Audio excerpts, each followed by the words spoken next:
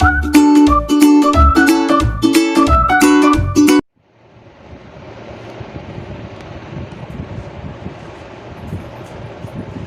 Everyone, आज मैं संगीता आप लोगों के लिए आपका 12th क्लास का जो चैप्टर चल रहा है वो आज नया चैप्टर लेके आई हूँ। ये चैप्टर है 22 का और इसका नाम है वस्त्रों का चुनाव।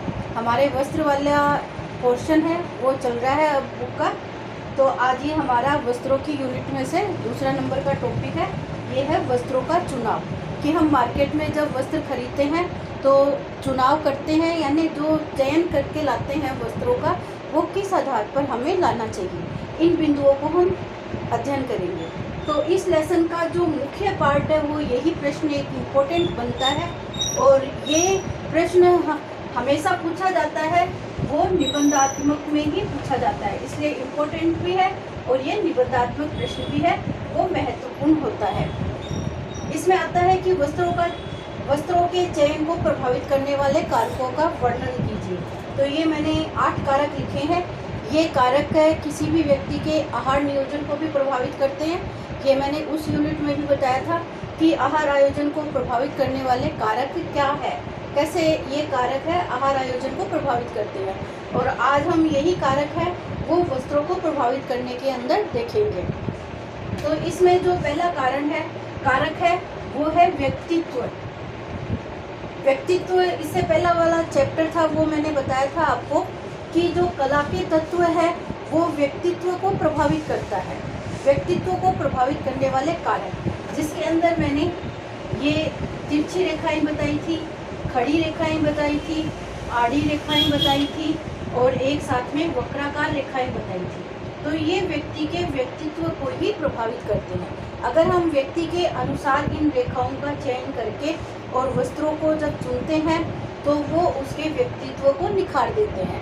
यानी व्यक्ति लंबा है, पतला है, मोटा है, किस तरीके का है, वो सारी प्रवृत्ति देखकर, काला है, गोरा है, वो देखकर ही हम वस्त्रों को चयन करेंगे। मार्केट में जब वस्त्र खरीदने जाते हैं तो उसका कलर देखते हैं, डिज़ाइन देखते हैं, प्रिंट देखते हैं, फैशन के अकॉर्डिंग देखते हैं, तो इसी से ही व्यक्ति का व्यक्तित्व है वो निखर जाता है। तो ये जो प्रभावित करने वाले कारकों में है, ये व्यक्तित्व है बहुत ही महत्वपूर्ण कारक बताया जाता है। दूसरा मैंने लिखा है आयु और उम्र। यानी हम जो वस्त्र खरीद रहे हैं वो अभी तक हमने बहुत सारी अवस्थाओं का अध्ययन किया है। शैशवावस्था से लेकर हमने वृद्धावस्था तक का अध्ययन किया है और जब वस्त्र खरीदेंगे तो ये उम्र और आयु है, ये हमें पता होनी चाहिए कि हम किस आयु के व्यक्ति के लिए वस्त्रों का चयन करते हैं। अगर हमें पता होगा कि हम एक शैशवावस्था के बच्चे के लिए वस्त्र खरीद रहे हैं तो उसके लिए एकदम कॉटन सॉफ्ट, जिसके अंदर किसी भी प्रकार की कढ़ाई या सलमा सितारे का कार्य ना हो, ऐसे वस्त्र लेंगे, नहीं तो उसकी स्किन को नुकसान पहुंचा सकते हैं। इसी तरीके से अगर एक किशोर व्यक्ति के लिए लेंगे तो उसको तड़कते भड़कते और फैशन के अकॉर्डिंग वस्त्रों का चयन करना होता है। अगर हम एक वृद्ध व्यक्ति के लिए लेते हैं तो उनके लिए बहुत ही सिंपल वस्त्रों का चयन करना होता है, जो एकदम लाइट कलर हो और उनकी उम्र के अनुसार हो। तो ये उम्र है, ये वस्त्रों का चयन करने में महत्वपूर्ण भूमिका निभा रहा है। अपना उम्र के अनुसार ही हम वस्त्रों का चयन करते हैं। अगला जो हमारा बिंदु आता है वो आता है व्यवसाय का। तो किस व्यवसाय के लिए हमें वस्त्रों का चयन करना होता है, ये व्यवसाय हमें पहले निर्धारित होना चाहिए। अगर व्यवसाय हमारा जैसे ऑफिशियल वर्क के लिए जो व्यक्ति कार्य करने वाला है उसके लिए वस्त्र खरीदने हैं तो बहुत ही अच्छे क्वालिटी के कोट पैंट टाई या बढ़िया साड़ी है उस तरीके के वस्त्रों का हमें चयन करना पड़ता है। अगर स्कूल जाने वाले बच्चे हैं तो उसके लिए हमें सिंपल सोबर वस्त्रों का चयन करना पड़ता है और बच्चों के लिए एकदम ब्राइट कलर के वस्त्रों को देखना होता है। आगे जलवायु है। जलवायु में आपको पता है कि सर्दी, गर्मी, बरसात, इस तरीके से हमारे मौसम में अलग अलग समय में परिवर्तन आता है। तो जलवायु के अनुसार गर्मी में हमें कॉटन और एकदम मुलायम वस्त्रों का चयन करना होता है जो हमारे पसीने को सोख सके और उसमें गर्मी ना लगे। सर्दियों के लिए हमें ऊनी वस्त्रों का चयन करना पड़ता है और हर व्यक्ति की अलग अलग तरीके के हमें वस्त्रों को देखना पड़ता है। आगे अवसर या प्रयोजन आता है। हम किस प्रयोजन के लिए वस्त्रों को चयन करते हैं, ये भी हमें निर्धारित करना होता है।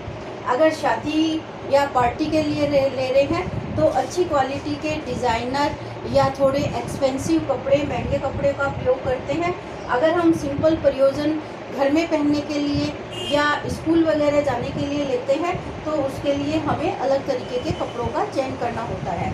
तो ये हमें अवसर या प्रयोजन हमें देखना होता है। फैशन अलग अलग समय के अंदर अलग अलग तरीके का फैशन चला हुआ होता है, तो उसी फैशन को हमें ध्यान में रखते हुए कलर के अंदर भी आप देखो तो फैशन होता है कि एक बार एक ही कलर का फैशन आता है, सारे व्यक्ति वो कलर लेना और पहनना पसंद करते हैं। और इसी तरीके से डिज़ाइन आदि के अंदर भी ये देखा जाता है। और सबसे ज़्यादा जो फैशन का प्रभाव पड़ता है वो किशोरावस्था पे पड़ता है, तो ये भी आपको ध्यान रखना है। ये भी आपका एक इम्पोर्टेंट छोटा प्रश्न है कि फैशन का सर्वाधिक प्रभाव है वो कौन सी अवस्था पे पड़ता है, तो ये किशोरावस्था के ऊपर पड़ता है। सबसे ज़्यादा आकर्षित होने वाली अवस्था है वो किशोर अवस्था है, जो फैशन की तरफ अपने आप को आकर्षित करती है। लिंग, आपको पता है कि लड़के और लड़की दोनों के कपड़े अलग अलग तरीके के होते हैं। समय के अनुसार इसमें कुछ परिवर्तन आया है। आजकल लड़कियां भी लड़कों की तरह जींस पैंट वगैरह का यूज़ करने लगी है, लेकिन फिर भी लड़के और लड़कियों के कपड़ों का हमें अलग अलग तरीके से देखकर और उसके अनुसार ही कपड़ों का चयन करना होता है। लड़की के लिए अलग तरीके के कपड़े देखने होते हैं और लड़कों के लिए अलग तरीके के कपड़ों का चयन करना होता है। और उसके बाद आय है।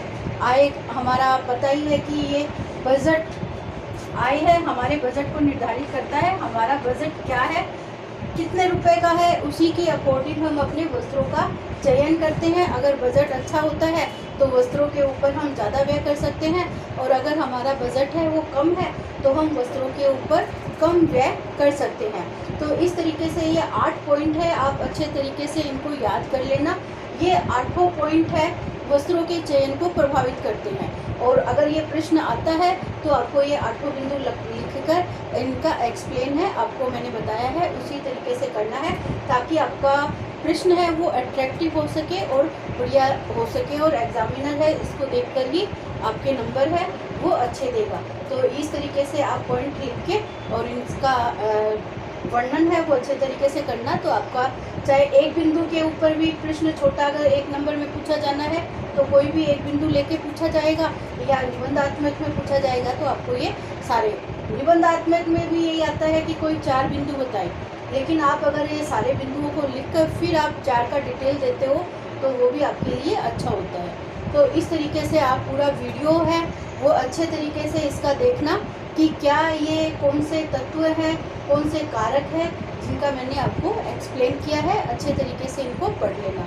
तो थैंक्स फॉर द वॉचिंग।